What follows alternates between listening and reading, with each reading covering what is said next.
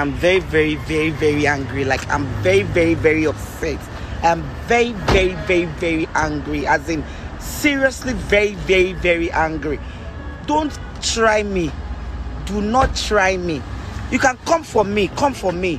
You can come for Kemi Afolabi. Say what you want. But if you come for my kid, if you come for my kid, I will find you and I will rat it out with you. So don't be on film see abi yon ni opportunity be yon wa lori any opportunity data e ko ma fi pe ko le ma so nonsense so nonsense to me o what mommy Lara, it's fine, you can talk to me, you can say whatever you want, it's okay. I mean, life is like that. It's not every time everything my gets good, positive messages. But if you come for my kid, she's stupid ni, daft ni, orin yo pe ni, any sense ni. I'm on law school, won't perform winter performance in school. She on fi ṣe ni elenu mari ma so. You don't care sọ̀rọ̀ ni, must you talk? Ṣé mo te ba ri le ma so ni? Lies in no tutu, lies in winter, lies in snow, lies afi ṣe ni ọ̀rọ̀ yin afi ṣe ni. Afi ṣe ni. On fi ṣe ni. On fi ṣe ni. Must you talk? Must you say what you see? Sometimes go out kote ye wa àwọn intent sọ pé followers e follow èyàn ẹ like èyàn lẹ ṣe follow ẹ. That's my belief. That's my belief. But ẹ̀yin tẹ́ follow tẹ́ sọ pé ẹ like èyàn ẹ̀yin no le ma kọ́kọ́ ma troll èyàn. Fine, this is Kemi Afolabi, this is me. This is like I'm the one who brings my business to my page or whatever. If you have anything to say to me, say it to me. But if you come for my kid, if you come for any of my kids, I swear to God, I will find you and I will deal with you. Eja were ni, official ni. Tí o ma ti en dákẹ́ kí o ma dákẹ́.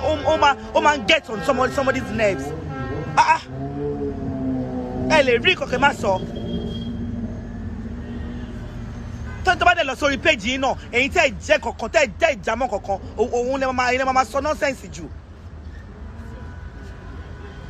Kí ló dé? If you say something, if you don't like it, can you move on? Must you talk? Must you say what you see? What is saying? Especially in Tewala abroad, you were bored. Mo rí pé ó dà pé iṣẹ́ ò kàn yín lára because ẹ̀yin lè máa sọ nonsense jù. Ẹ̀yin opportunities to shit. Tẹ́ bá ti ní opportunity àti wọ plane. Ẹ máa sọ rubbish, ẹ máa sọ nonsense o shit. Ọmọ lọ perform ní school, ó wọ winter jacket and accessories. Láti fi perform ní school ẹ̀ ń sọ nonsense lights in snow. Ṣé mo kẹ́ mi yẹn mo jọ illiterate? Àbí tí ma ti ṣe film ẹ fi pé wọn bíyàn dáadáa ọ̀yàn wá láti ilé eré àbí ìyàn ò tí ẹ gba school kọjá rárá illiterate lèyàn bá mi sọ nonsense òṣì kan láìsí nínú winter láìsí nínú kí what's your business, what's your fucking business? Wọ́n fi ṣe yín ni must you talk? See, come for Kemi Afolabi o Kemi Afolabi lemo, you can come for me whatever, throw me, do whatever you want with me, but if you dare come for my, this is the last warning. I swear to God, I will spend my last card. I will find you and I will deal with you. Rubbish.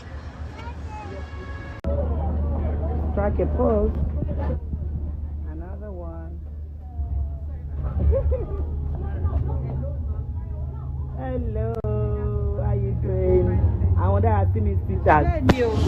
Ṣé wàá pa ewu lẹ ṣe. Àfi bẹ́ẹ̀ ṣe fún wa láǹkàrà yín yóò ga. Wọ́n get mi lórí WhatsApp. Nọ́mbà ló nọ́mbà yìí fún WhatsApp mọ́.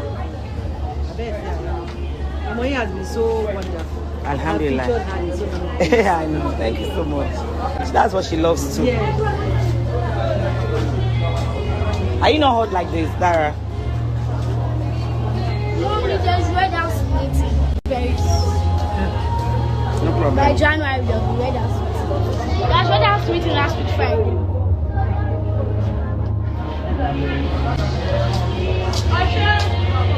You know what they look like? This is that thing. Yes. That's the muffler. What's your favorite? Oh my God. I'm not going to stop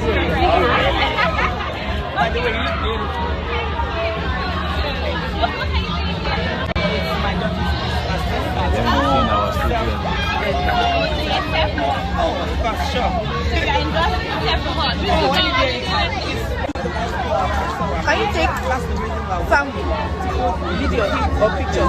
Can you take video or picture of my phone?